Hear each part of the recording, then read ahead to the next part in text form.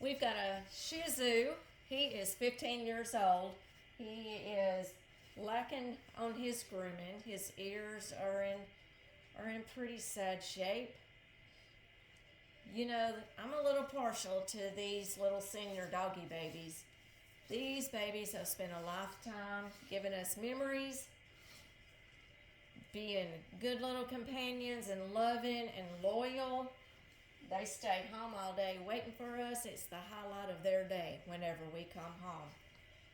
And he's getting on up there. Like I said, he's 15.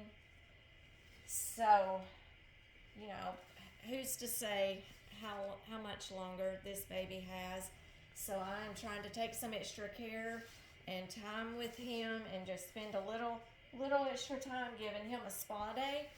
His ears are pretty matted, but I'm going to see what I can do to save what all I can from him. These babies, they're just special. They're special babies. You have to take extra time with these senior doggy babies. Most of them have issues. They may have back issues. They may have arthritis.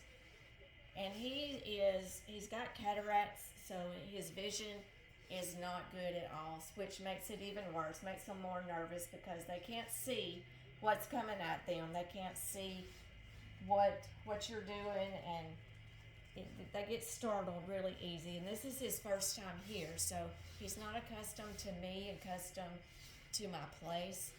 So I'm taking things really slow with him, but we'll see what we can do to get him cleaned up and give him a good little haircut, and then we'll see how it turns out. Okay, I'm working on his sanitation trim. I've got his little behind shaved down, and I've done a little bit inside his legs, but with him being a senior dog, I'm a little iffy. I don't like to lift their legs up like I normally would, doing inside their legs in the groin area. I will a little bit, but I just like to be extra cautious and careful with these babies.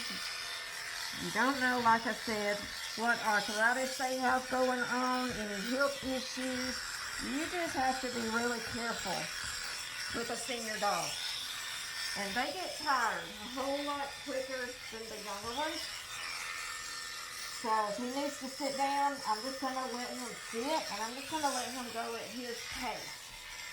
And we'll get done whenever we get done. But I'm working on the inside of his legs, doing the best I can not to manipulate his legs a whole lot. I don't want to cause him any pain. Don't want to cause him any pain or discomfort. So his ears are in pretty bad shape, like I said. I'm going to use my dematter to try to get some of this mess out. I will try to work through some of it. I don't want to pull on him a lot. He's had a lot of ear infections, so I'm having to watch that as well. His ears are pretty oily inside, so I'm going to clean those ears good, and we'll just see about the hair. He's had a lot of ear infections, and they get it kind of cleared up, and then it starts back again. I told his mom that I will look at his ears. I will see about getting the hair out of his ears, but I will not pluck.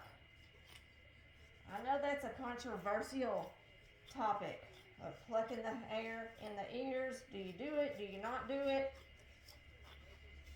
It can be good or it can be bad. You know, it's just according to how it's done, and then again how that hair grows back. Because if that hair grows back, you know, and turns inward, you can have an ear infection from that as well. But I'm just going to take some extra time. I don't want to have to shave his ears off. He's a beautiful dog. I want to keep as much as I can of his hair. So I'm just working through real slowly and gently, trying to get through this matted up hair. But so far, he's being very good. He's being very patient. So hopefully I can get all of this mess out. There's There's part of the mat right there. So I'm going to see what I can do with his ears. Okay, I got that one ear, so I'm working on this other one, and it's in just as bad of shape. So let me see what I can do with this. I'm using my dematter. I may have to shave some of this one out. I didn't have to shave any of the other side out, but he's had so much ear medicine. These ears, the hair is just really oily, like just really waxy from all of that ear medicine. It's just, I'm gonna have to clean his ears again. I've cleaned them, but I'm gonna clean them again. His hair is just in really bad shape, inside and out of these ears. So you just have to be careful. You can't dig inside these ears. You just clean those ears and go just as far as you can see right in here. So I will take my cleaner and I'm gonna wipe out the inside of his ear, get all of this matted up hair out of the way, and it's just all that ear medicine that he's had. It's got his hair just stuck to the ear leather. See, it's just not good. And plus he's got a wart right here. Most of those old babies develop warts of this type. Since he's had so many ear infections and that medicine left in there, I'm not going to go digging around in that ear. If I had an ear infection, I wouldn't want somebody digging around in my ear. So I'm going to clean this ear up the best I can, and we'll just go from there. So I'm combing this hair out, and I'm holding his ear, the ear leather, so I'm not going to be pulling on his ear as much. Trying to save as much discomfort as I can with him. Like I said, he's 15 years old. So you just have to take extra time and care with these senior babies. But you know, you kind of have to look at it too, like at least his mom is taking him to the vet to have his ears seen about.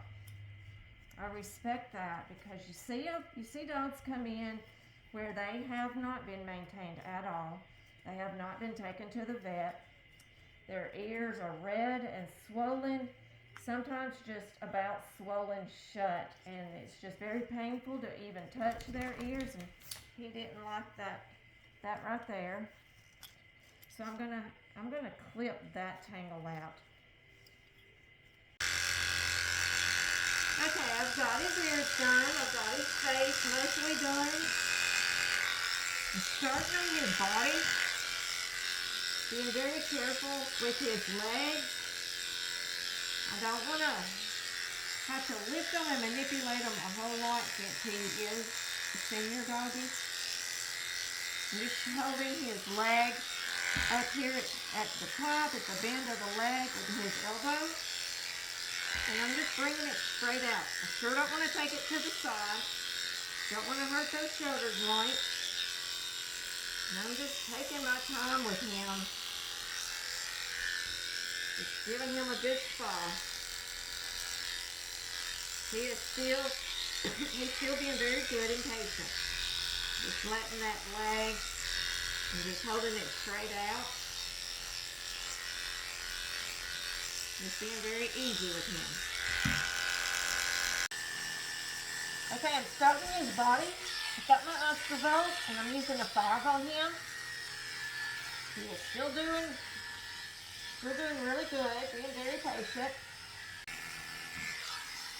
I'm just staying with the grain of his hair, going down those legs and going down the sides. Just stay with the growth of the hair.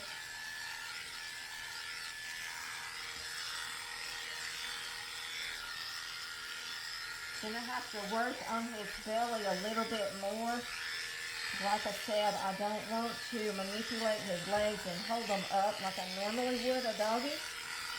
But this inside tuck area It's a dangerous area anyway, so I'm holding my hand from the inside and keeping that pushed out so I can go straight down. I don't want the blade catching him. Don't want any cuts right through there. It's a tricky little area. I will have to hold his foot up a little bit to keep the blade with the curve of the foot, and it only takes just a few seconds. Okay, I'm doing the bottom of his feet, doing a 30, and I'm just as much as I have to, just a little, just letting his leg come back, just natural range of motion right here, kind of keeping his leg pushed up into his body so I'm not overstretching his leg or the muscles or anything. Going along the outside first of his foot.